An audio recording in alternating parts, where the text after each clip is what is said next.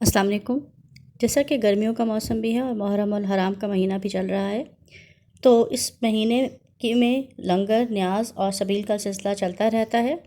इसी सबील के सिलसिले को चलाने के लिए मैंने यहाँ पर आज जो रेसिपी तैयार की है, दूध का शरबत। दूध का शरबत बनाने के लिए मैंने घर में मौजूद तमाम अशिया को यूज़ किया है, जिनमें सबसे पहले मैंने दूध लिया है। 5 लीटर दूध है ये, और इसको मैंने गर्म होने के लिए रख दिया।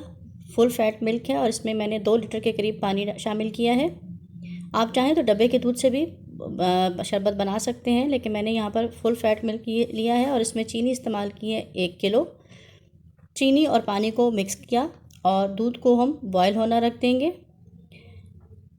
जब ये दूध बॉइलिंग पॉइंट पे आ जाएगा तो फिर हमने अब चूल्हा फ़ौरन बंद नहीं करना है, बल्कि देखिएगा कि जैसे ही दूध बॉइलिंग पॉइंट पे आया तो मैंने अब इसको थोड़ी देर पकाना है। इसी तरह इसमें चम्मच चलाते रहेंगे और दूध को कुछ देर के लिए पका लेंगे, ताकि और जो मलाई ऊपर आ रही है वो भी मिक्स हो जाएगी। इस तरह से पानी का कच्चापन और जो चीनी है वो अच्छी तरह मिक्स होकर सही से पक जाएगी। दूध बहुत अच्छा सा तैयार हो चुका है। अब हम इसको ठंडा करने के लिए रख देंगे। चाहे तो कुछ देर ऐसे ही पड़ा रहे, लेकिन मैंने एक बड़ा बर्तन लिया और उसमें पानी डाला परात में और दूध का देगचा उसके अंदर रख दिया। इस तरह से दूध जल्दी ठंडा हो जाएगा। बस इसी तरह थोड़ी देर चम्मच चलाती रही हूँ तो दूध ठंडा हो चुका है। आप भी इस रेसिपी को इस तरह से बनाइए और अपनी सबील में मौला के नाम पर न्याज दीजिए। दूध बहुत अच्छा ठंडा हुआ तो मैंने इसका बर्तन तब्दील किया है, क्योंकि देगचा बहुत छोटा था। अब इसमें मैंने लाल शरबत इस्तेमाल किया है। आप जामे शीरी या रूह अफ़ज़ा कोई सा भी शरबत इस्तेमाल कर सकते हैं। तकरीबन मैंने ये आधी बोतल के करीब लाल शरबत डाला। और अब ये चिया सीड्स हैं या तुख़्म मलंगा, जिनको मैंने 3 टेबलस्पून लिया और आधे घंटे के लिए पानी में भिगो के रख दिया। 2 कप पानी मैंने इस्तेमाल किया था और 3 टेबलस्पून चिया सीड्स।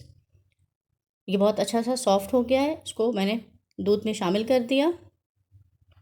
अब जो इसमें डालना है वो है ड्राई फ्रूट्स। आप अपने मुनासबत से जितने ड्राई फ्रूट्स चाहती हैं इसमें डालें। बादाम को, पिस्ता को बारीक काट लीजिए और इस तरह से शामिल कर दें। कुछ मैंने बचा लिए हैं गार्निशिंग के लिए। अब इस पानी को या दूध को जो है जितना ठंडा किया जाए वो बहुत मज़ेदार होगा, इसलिए मैंने ज़्यादा इसमें बर्फ़ डाली है और साथ साथ इस तरह मिक्स करते जा रहे हैं ताकि बर्फ़ अच्छी तरह से इसमें घुल जाए। बस देखिए, अभी बर्फ़ इसमें तकरीबन घुल चुकी है, तो मैं आपको ग्लास में सर्व करके दिखाती हूँ। इस तरह से आप मौला की नाम की सबील लगा सकते हैं और ये बहुत मज़ेदार शरबत तैयार हुआ है। बस इसको थोड़ा सा बादाम से गार्निश करें और वीडियो को लाइक और शेयर करें। चैनल को करें सब्सक्राइब और हमें इजाज़त दें अगली वीडियो तक। अल्लाह हाफ़िज़।